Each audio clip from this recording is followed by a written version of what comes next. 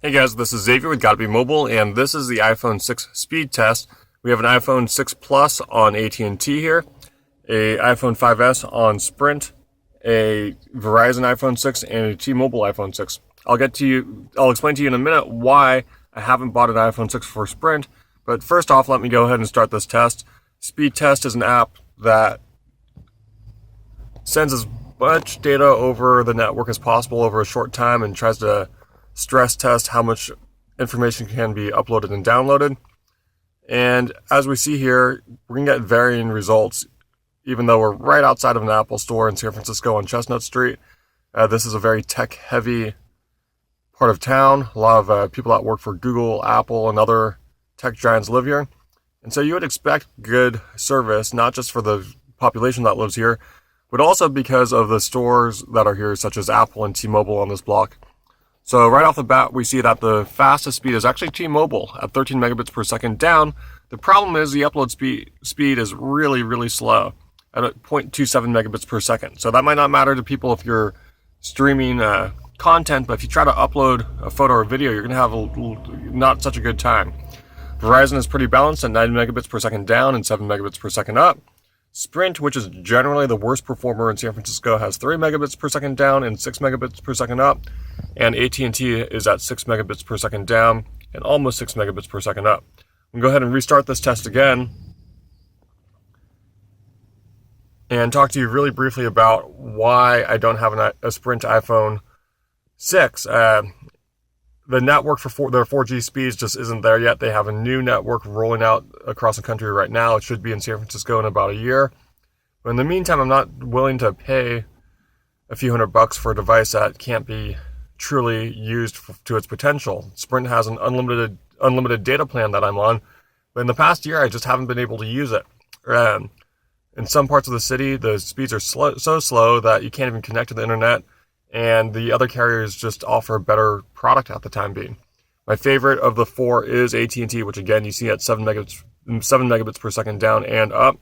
We generally see faster speeds than this. You have to keep in mind data speeds vary by location, even from one house to another.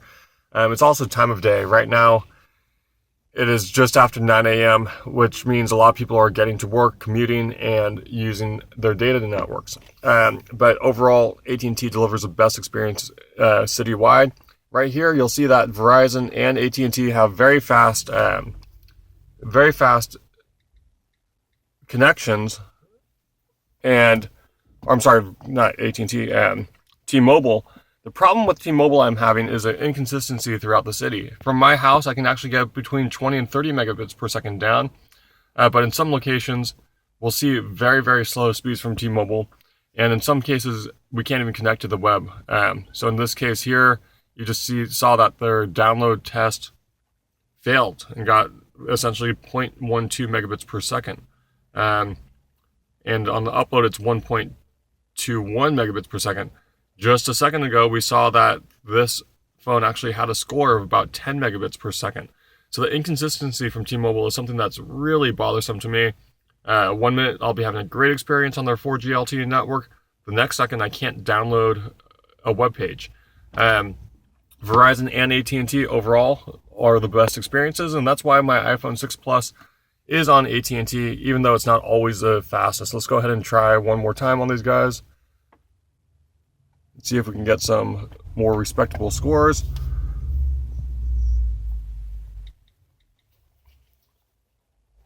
So let's go ahead and restart all of them one more time, and you'll see Verizon just blazing fast. Now, one thing that I do like about Verizon more with the iPhone 6 than I did with the iPhone 5S is that for the first time you can do simultaneous data and voice. That means you can browse a web while you're talking. In previous generation iPhones, if you received a phone call while you were tethered to your laptop or browsing, the internet would just sort of cut off. Now you can speak over 4G LTE, and it uses a slower data connection when you're on the web. When you're doing it, but at least you can check on restaurant reservations or check your email. And again, just really quickly here, a couple minutes ago, we saw 10 megabits per second from T-Mobile. We're down in the 1 megabit per second range. And that's why if money is not an issue, the monthly bills, I still recommend AT&T and Verizon over Sprint and T-Mobile. This just drives me nuts. If you're connected to Wi-Fi all day long, this shouldn't matter much. Go ahead and get a T-Mobile plan. You can save a lot of money compared to the other carriers.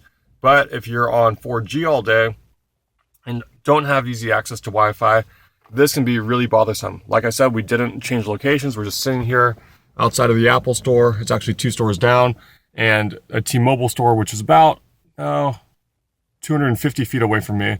And you would expect much better service from a carrier right outside of 2 of its major retailers in San Francisco. So again, 1 megabit per second is just not acceptable, even if it has spurts of high performance mixed in with that. This is Xavier with Gotta Be Mobile, and this is the iPhone 6 speed test.